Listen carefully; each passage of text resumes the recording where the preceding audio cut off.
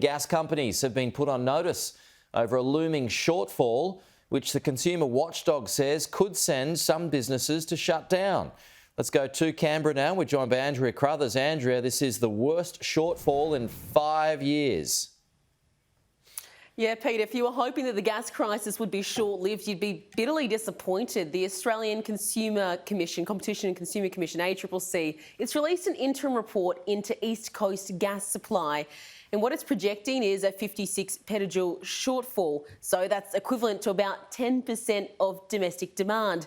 A shortfall which it says would send prices up and even leave some manufacturers unable to operate. So it's urged the government to consider stepping in and potentially pulling the domestic gas trigger. So that's that one which would force exporters to keep more supply here. The government has responded urging exporters to do the right thing, Pete.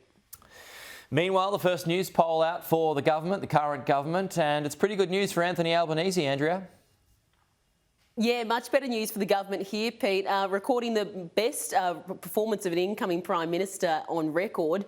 So in terms of the primary vote, Labor up to 5 points to 37%, the Coalition down 3 points to 33%.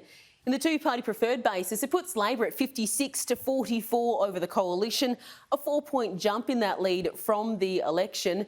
And in terms of preferred Prime Minister, Anthony Albanese's personal popularity improving too. 59% of polled Australians prefer him as PM. The new opposition leader, just 25%, whilst 16% of those who were surveyed remain uncommitted. Pete?